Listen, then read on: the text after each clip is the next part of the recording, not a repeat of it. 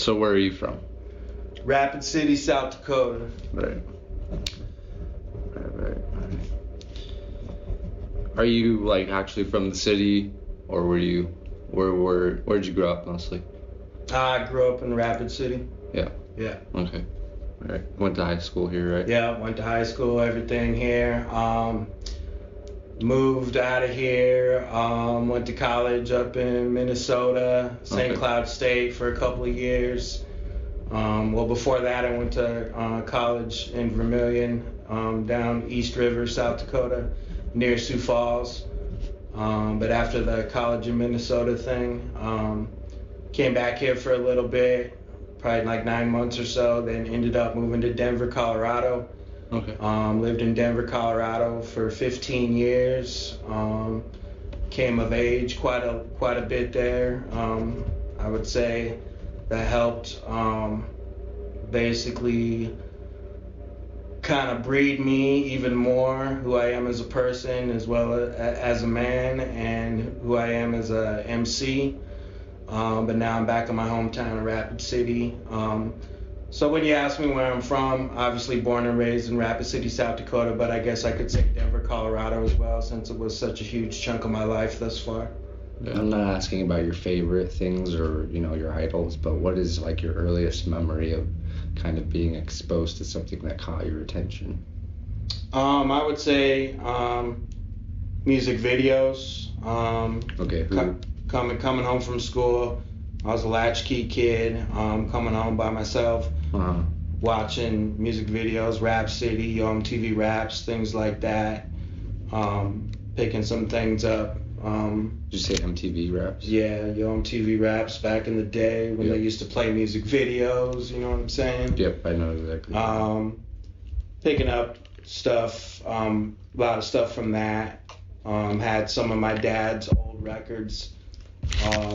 One of the only things that got left to me from my dad, like Run DMC, old records, you know what I'm saying? Sugar Hill Gang, old school records. Coming across stuff from kids at school and whatnot, tapes and CDs and stuff like that. Yeah, so that. So you mentioned being mixed. So explain to me how that works with your family. So do you have like a black dad, white mom, black dad and native, or white mom and native? How did that work? Yeah, so my dad's black, and then my mom is Native American and white. Okay.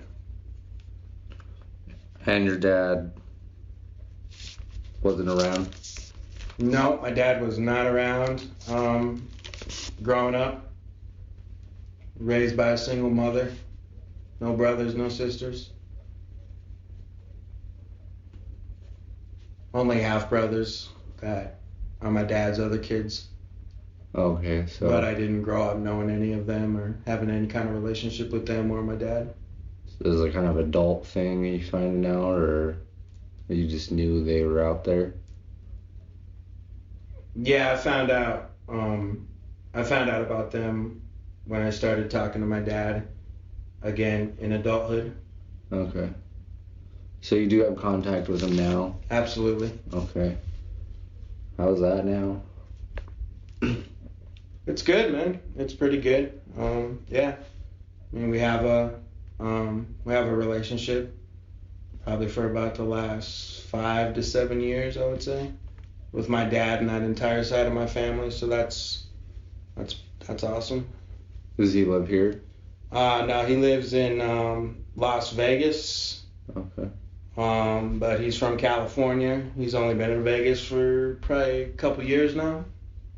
Okay. Did you rap first or write first? I did both, actually. Started writing songs. I mean, like the very, very first thing. So like the very first thing was like that moment. That moment was right. Right. I wrote a song. Yep. Was it intentions to rap it? Yep, absolutely. Okay. So what was that like? It was good, man. It was an awesome feeling. Just felt inspired, going back to what I said earlier, watching videos, listening to records, stuff like that, and just really drawn in and intrigued by hip hop and its culture and everything like that, and just wanted to try it, and wrote a song and was able to recite it. I never recorded it, but just practice it and recite it, and kind of just gave me that first spark and feeling that this is really fun. You know what I'm saying? Right. How old were you? That I was, let me think here, probably about 12 or 13.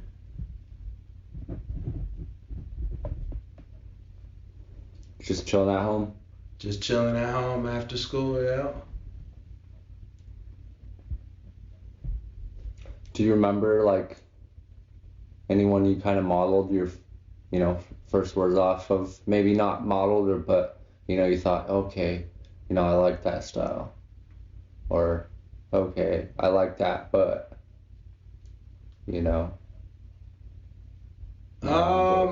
Honestly, I didn't really model it after anybody. Just kind of went with the flow. Yeah, I kind of just went with the flow and with who I am. Cool. So you're 12, 13, 14. You're starting to write. You're starting to rap a little bit. Obviously, it's already an integral part of who you are at that point. Who was that first main artist that you loved? Your first love. First rap group, first rap I really got into and was really digging as a fan was a group. It was Public Enemy. Public Enemy. Yeah. Cool. That's the first. I was like, wow, Right. So Varsity High, he's your friend that you grew up with here that was also a rapper? Yep. I met him sophomore year in high school, and until I moved and he moved and we went off or whatever, but all through high school, yeah, we would record together, you know what I'm saying? We did that talent show together, always freestyle at parties together, battle people. Yeah, that was my main dude. With, not only real good friend, but also my main rap dude here, my main rap partner, you know what I'm saying? Yeah. So when did you hit that point where it was like a fire under your belly, or it was like, where you realized your dream? Because there's like a moment between, dreaming and saying, it would be nice to do this, I would want to do this, and being like, okay, no, I'm actually gonna. When did that point hit? Because I feel like that hit in Denver, right? Yeah, that definitely hit in Denver. After being down there for a few years, that hit. So is that the end? Or right before? What do you mean? So I'm asking for the specific point, when did it start to get real? When did you start to write all the time, record all the time? When did you realize your mission and embark on it? After being down in Denver for a few years, after I moved there. Okay, 5 years. I would say, let me see here, 3 years after being down there. Okay, so you're 24. Yeah. Gotcha. Do you know your moment? Or is it kind of just a progression? It's just a progression. Okay. What are the first steps where you're starting to get serious? What are some of the first things you're doing? Well, just networking and stuff like that. And then, I was kind of in a place where I didn't know anybody of where I could record and stuff, but I started working on a mixtape. Where I would just jack industry beats, but I'd write my actual songs over them and stuff like that. So even though I didn't have a place to record, I just have a true love for writing, you know what I'm saying? So I had it all planned out and basically wrote and ready to go, and then was just in the process of trying to find someone, just through life, meeting people where I could start recording, you know what I'm saying? And then met some people down there and was able to record a couple first mixtapes down there, which at that point, CDs were still popping, so put them on CDs and went all through the city, man, just basically on the streets, handing them out for free, like straight up, you know what I'm saying, in Denver. So just that, so that's kind of when, like, I started really, like, getting my name out there, you know what I'm saying, just like on the streets and stuff, you know, just passing out free CDs, free mixtapes. The first one was called Strat Begins, and then the second one was called Strat Returns. I actually still Batman. Yeah, absolutely. I still have those too, so I have a lot of my older stuff still, which is really cool. You know what I'm saying? Sure. On CDs. Yeah. Nice. So the next thing after that was back to basically being stagnant, man. You know what I'm saying? Okay. How many years you looking at? Right. I don't know exactly, but I mean definitely more than 2, 3, 4 years, something like that. I mean, like I said, I'm always a writer, so I'm always writing stuff and planning stuff out, but just couldn't find anywhere to record and stuff like that. Okay. So is the next thing then digital Dark Lords, or is there? Yeah, so basically they'll break it down to you like this. So those few years go by, I'm frustrated, you know what I'm saying? Can't record and stuff like that. Yeah. And then basically, so I had this job, and I met this dude at my job. He goes by DJ John Blaze, real cool cat. We hit it off and stuff like that. He told me he's having a party this one weekend, so I went over there to check him out and stuff. And then that's his really good friend is Kareem, and that's where I met Kareem, and we kind of hit it off, but we kind of didn't hit it off, if that makes sense, because everyone's partying and stuff. We're freestyling, he's freestyling, you know what I'm saying? He's from Jersey, you know what I'm saying? I used to be a lot more wild when I was younger, like cocky and shit and drunk and like talking a lot of shit even when I flow. I still talk shit when I flow and stuff, but just like, if you can imagine, just like sometimes maybe getting a little too big for my britches type shit, you know what I'm saying? Mm-hmm. So I think I rubbed him the wrong way, and we're kind of like freestyling and battling and stuff like that, and we actually almost ended up fighting and stuff like that, but we didn't. So on and so forth. Week 2 goes by, and we kind of just hit it off and became friends, man. You know what I'm saying? Like it happens a lot with people. You know what I'm saying? And I had a lot in relation to each other, and he had his company. He does film. You know what I'm saying? He doesn't really rap or nothing like that. You know, he's just doing it for fun and stuff. Like, but his serious craft is film, like actual film. You know what I'm saying? But he can do music videos and stuff like that too. So I met him first, and then, you know, DJ John Blaze, he does the DJ thing, stuff like that. So I kind of meet this new group of people, all them, you know what I'm saying, because they're all friends before me. So I'm kind of like the new guy coming into their clique and their friend clique even, you know what I'm saying. And then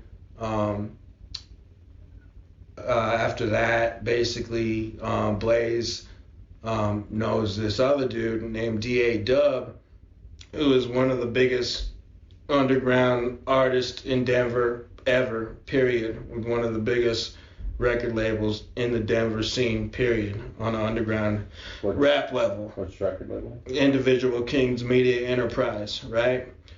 So they're friends, and you know, Dub's doing his thing, tearing up the streets, him and his label mates and stuff like that. And Blaze had been telling Dub about me or whatever. You know, we got this new guy, you know, he raps his ass off, he's good, blah, blah, blah, check him out, you know what I'm saying? Maybe you can help him out, blah, blah, blah, stuff like that. because I don't have nowhere to record and stuff like that. You know what I'm saying? So I'm still writing and stuff and doing my stuff, but I'm not recording. Then basically we go to check out Dub one time at one of his shows or whatever. Then I had a chance to meet him afterwards and just kind of chopped it up with him, and he was real cool with me and stuff like that, and real cool to me and real gracious and stuff. And then started seeing, because this is all like their little clique and stuff too, so I'm kind of hanging out with them all on that too. And eventually me and Dub just start talking more and more and stuff, and telling him what I want to do and stuff like that. And they liked me, you know what I'm saying? He liked me, and he wanted to bring me on board, put me on the label, and help me out. So now I got a new place to record. I got a little click, you know what I'm saying? And that's when I started recording again, you know what I'm saying? And that was about, let me see here, about 5 years ago, 4 or 5 years ago. Did he put you on the label? Yeah, he put me on the label. So he puts you on the label. What does that mean for you? It means a lot to me because not being from Denver, it was always kind of hard for me to get my name in the streets of Denver and kind of get Denver people down with me and stuff like that, you know what I'm saying? But being on his label, which was already well established in Denver, gave me a bigger platform and access to other people as fans, you know what I'm saying? Because if they were fans of his label, then they saw, like, hey, we got this new guy Strategy, and just having that logo on there, that shield, you know what I'm saying, with the crown, people know that in Denver, you know what I'm saying? So when they saw that, then they would listen to me, so it gave me a new audience, you know what I'm saying? Along with the audience I already had on my own, you know what I'm saying? So yeah, it was definitely very beneficial for me. Okay, so are you doing shows now? Yeah, so basically what happened under that label, we got to work real fast when it became official. I started recording a bunch over there, ended up dropping a couple mixtapes, did a bunch of shows, you know what I'm saying? Yeah, definitely shows were popping, for sure.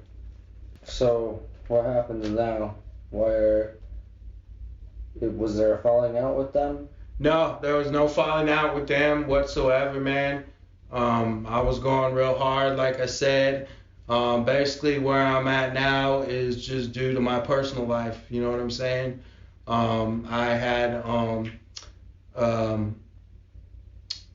a recovering alcoholic, you know what I'm saying? I had a huge battle with alcoholism pretty much my whole life, but it really came to a head a couple years ago, when I was still down in Denver, and it just, without getting too much into it, I couldn't function anymore. I couldn't live my life, take care of my business, just on a personal level. Everything fell apart, and I couldn't even take care of myself, you know what I'm saying? And just everything came crashing down, lost everything a couple of times, and had to cut. That's why I'm back in Rapid City. I had to come back home, back to my roots, leave a lot of things behind, start over, start fresh, and be around my family for support.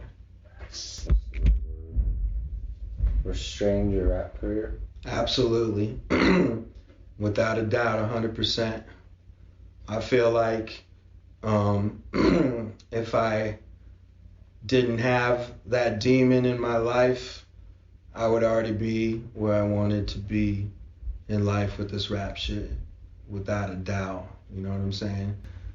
But the good news is, I'm sober now. I'm coming up on 2 years sober.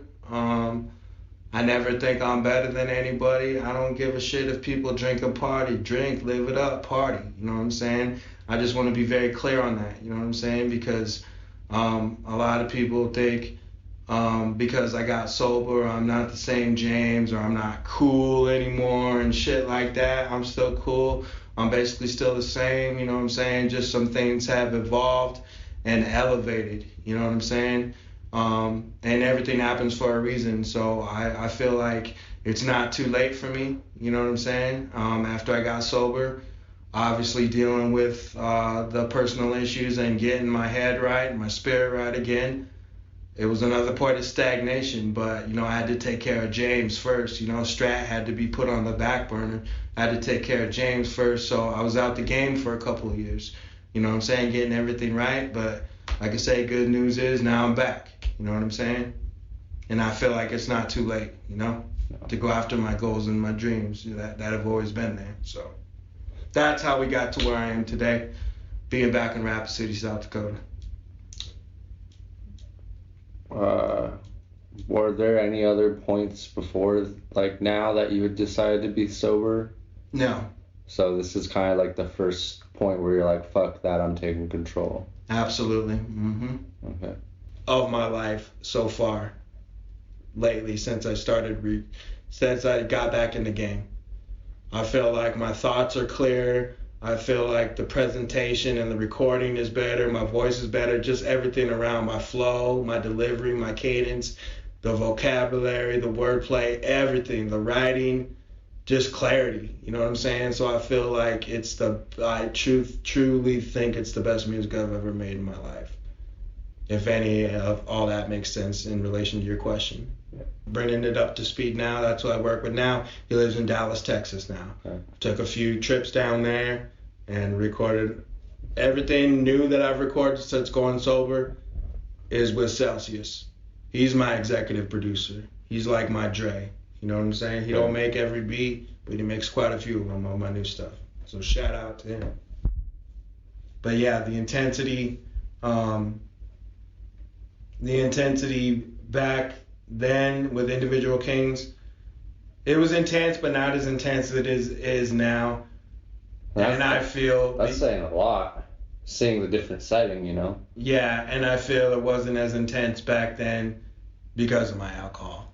You know what I'm saying?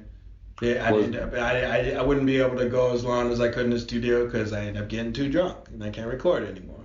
You know what I'm saying? Things like that. And not having as much as urgency as I have today. You know what I'm saying?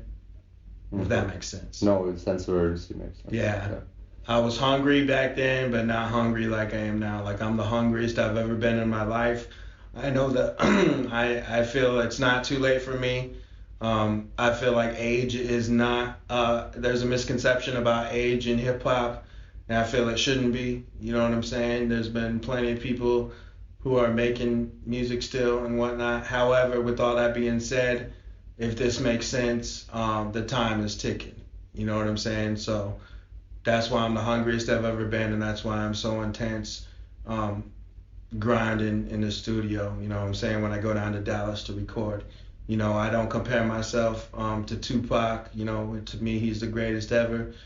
But I could see why he did it the way he did when he came out of jail, because he knew he didn't have much time. I'm a firm believer in that. You know what I'm saying? So I know that's why he grinded his ass off in the studio like 24/7, and while he still has new music coming out today that people haven't heard. You know what I'm saying? I don't feel like I'm like Tupac, but that kind of stuff, like that mentality kind of influences me because that work ethic and that grind, you know what I'm saying? I don't feel like I'm going to die anytime soon or anything like that, but just as far as like getting in the game for real and like blowing up, I know the time is ticking, you know what I'm saying? So that's why I go so hard in the studio lately. Do you feel like maybe, hitting that low point has also allowed you to have more inspiration now to get to where you want to go, or is it non-related?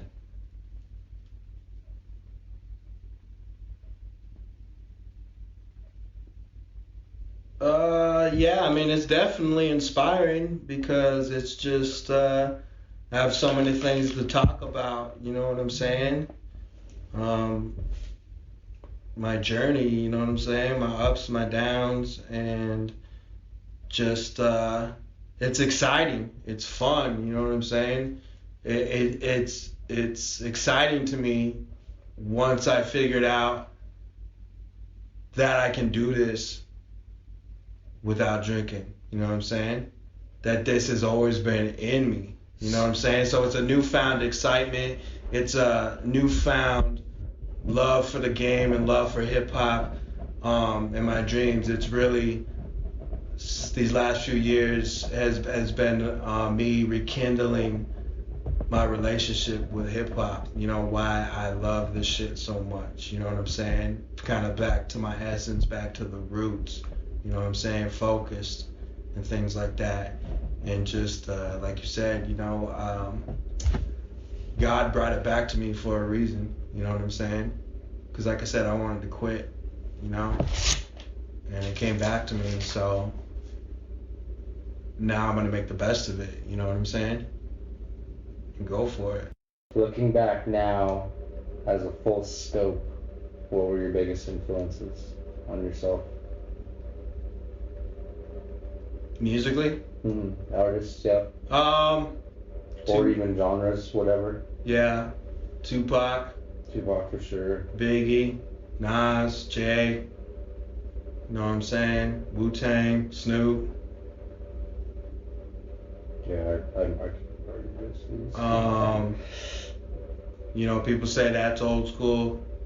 That's fine. You know, I'm up on the new school too. You know, that's my next question. The new school people that the new people that influence me. J. Cole, Kendrick, Drake. You know what I'm saying? I like, the real new people. I like Marlon Craft. He's coming up. He inspires me to write some shit. I like the whole Griselda Records movement, which is like West Side Gun, Benny the Butcher, Conway the Machine. I like that shit a lot. I hear their shit and want to go write some fire ass shit. And then just overall, kind of circling back, just overall music in general, you know, Michael Jackson, old school R&B and soul, you know what I'm saying? Prince, Gap Band, Parliament, Funkadelic, you know what I'm saying? Some of that old shit that you could just play forever, you know what I'm saying? So yeah. That's all I mean, there's so many influences, but that's all I can think of right now off the top of my head. Oh, Kanye too. Kanye, big time. You know what I'm saying? And he's still here doing it. You know what I'm saying? Just overall, the whole art shit and everything that he does. You know what I mean? Yeah, he's a creative master. Yeah. Helps his wife.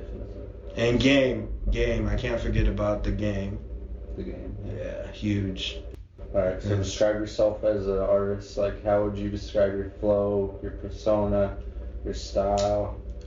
So, me as an artist, I'm something for everybody. You know what I'm saying? I'm very diverse, versatile as an artist. I can make songs for all walks of life. You know, within my whole catalog of my music, there's something everyone can relate to.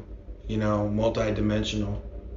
Honest is a big thing. I'm an honest artist. I'm not scared to talk about my real feelings, you know, my issues. I'm not embarrassed of that, you know what I'm saying? So I'm very honest in my music, and to be quite frank, my music is just real. It's real music, man. It's real life. It's the ups, the downs, the good times, the bad. You know, I'm not trying to be something that I'm not, you know what I'm saying? When you hear my music, you get me, you know what I'm saying, in my story. I just want to say that, you know, one of my favorite quotes is by Kevin Hart. I really took a liking to this quote on my journey these last few years since rebuilding myself and everything, is the following. If you don't believe in your own greatness, no one else will. I like that a lot. I live by that. I also live by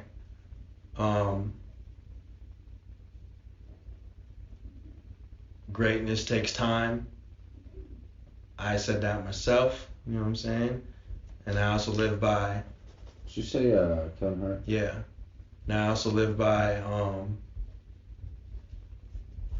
we're all humans, we all struggle. Sometimes some days are easier than others, but I try to have the mindset every single day when I wake up, own the day, win the day in every way. You know what I'm saying? I came up with that myself as well. Not the own the day, the win the day part, but the last part, in every way. So just those things, and just everybody out there grinding and pushing towards their dreams, keep going. Don't let nobody tell you it's over, it's too late, you can't do it. If you believe it and you see it, you know what I'm saying, you can achieve it. It sounds cliche and cheesy maybe, but that's real facts, you know what I'm saying? And everybody just keep grinding, keep doing the thing, and it's never too late.